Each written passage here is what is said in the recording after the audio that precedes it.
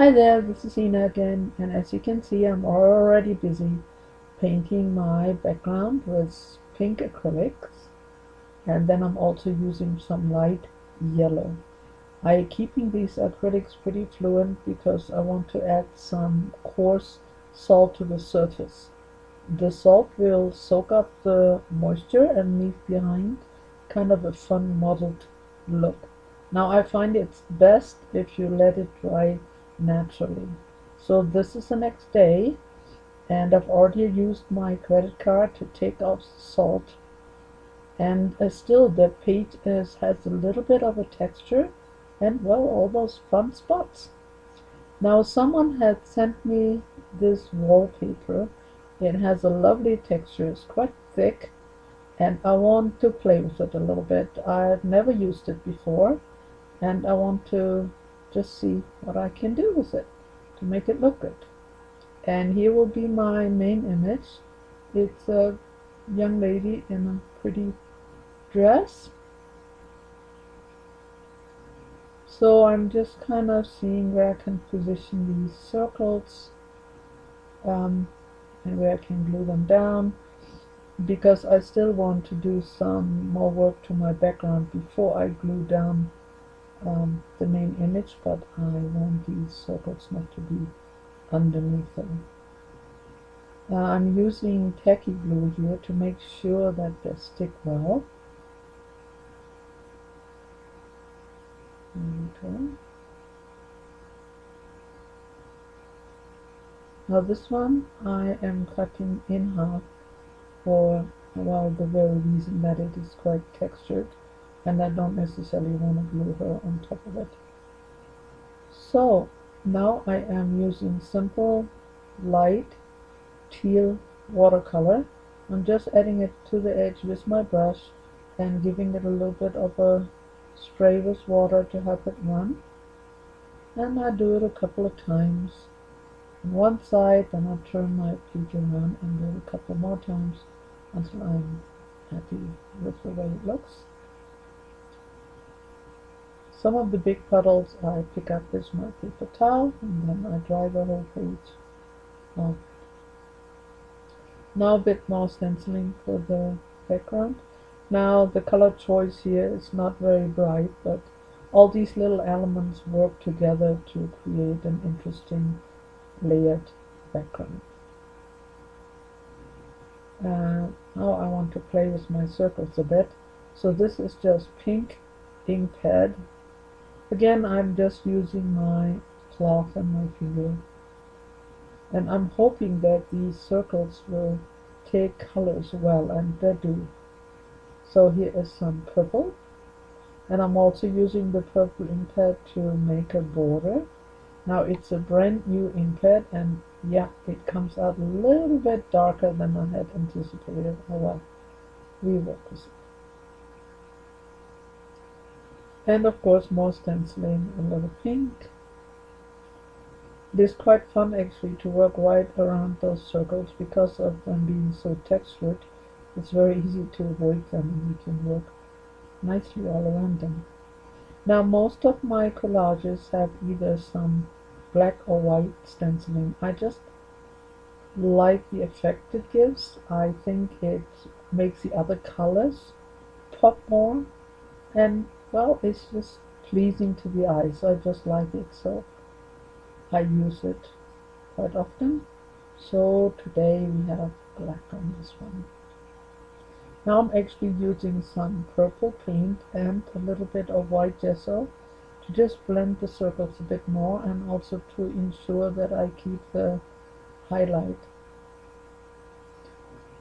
Now I want to put my image back into place, and, well, it should be easy because, I have the little half circle as a guideline, but, well, it wasn't quite so easy.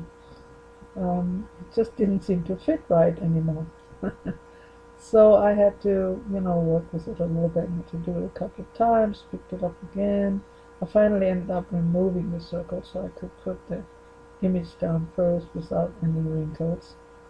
And then after I was done with that, I just put the little circle back. Because I had to move it a tiny bit, I wanted to fix the little edge. So again, a little bit of purple, and while I had it as well, give a little more shading to the others as well. Now this is what's called extreme glitter. Folk art makes it. It's very inexpensive. It's basically liquid glitter, and because my paint and my gesso were still wet, it actually acts as a blender right here too, which is really nice. But it dries really nice and shimmery. It's fun to work with. And then I found this magazine medallion, and I want to cut it out, keeping as many details as I can.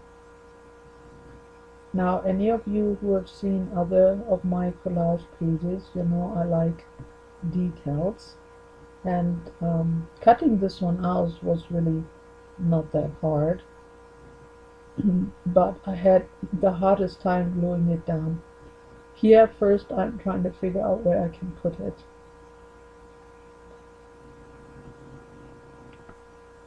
But it gave me a lot of trouble. It was getting stuck to my fingers, it was getting stuck to my paintbrush, and I cut quite a bit here because my head was in the way, because I had to get so close to see what I was doing to get it done right.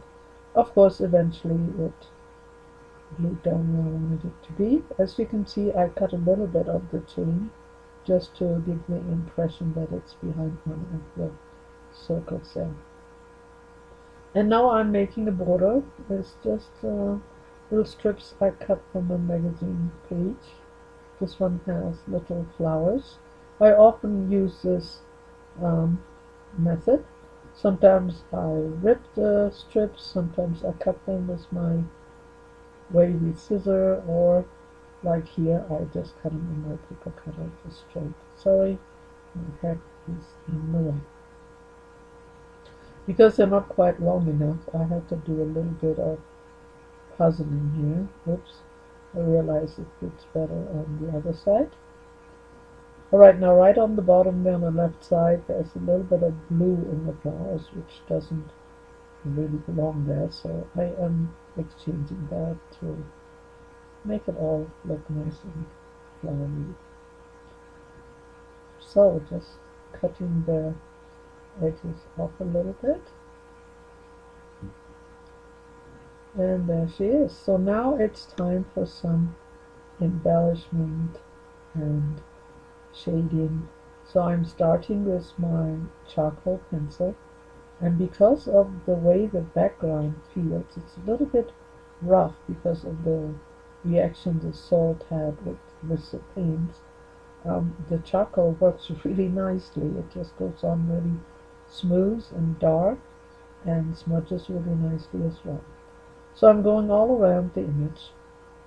Now often when I work with human figures and clothes, I also will accentuate the folds of their dress, gowns, whatever they may be wearing. But in this case I opted to just leave it alone. It's so pretty and I don't want to interrupt the flow with some lines. And now this is a big brush tip pen, and I just got this one, and I quite like the way it works. You can blend it if you do it right away, because it is permanent after it dries. So it gives a nice effect to those circles, and I quite like it. Easy to work with.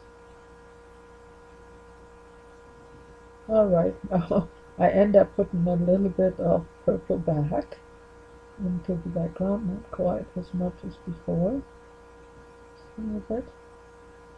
And now I'm doing a little more outline to her hat, just to make sure it pops a little more. And a tiny bit of watercolor pen for her lips, a little bit of white gel pen for the chain. And then I realized that actually her gown has a tiny little hole in the front. Something must have gotten stuck there. So I found these cute little flowers. They're actually little jewelry pieces. So I'm cutting out 3 tiny ones for her head, and I'm cutting out one a tiny bit bigger to cover up the hole in the dress. So here is the one which will go in her dress. You might not see that little hole, but it is right there. I don't know what exactly happened there. So then the 3 flower on her head, and she has also a little tassel up there and a little headband. So I'm outlining a little bit first with my Sharpie, then with my gel pen. Alright, now she's really nearly done. Now I'm thinking, should I write something on it? There isn't a whole lot of room, but I decide to put one word, destiny, right here in this spot. So first I use my skinny marker and superfine Sharpie, and then I use my regular Sharpie to just round out the edges and just make the letters look good. And a little bit of white gel pen as well. Well, I think that's it. So here is a photo one more time so you can have a good look, as well as detailed right here. You see those circles, they shimmer and shine, they're really cool. Alright, bye bye.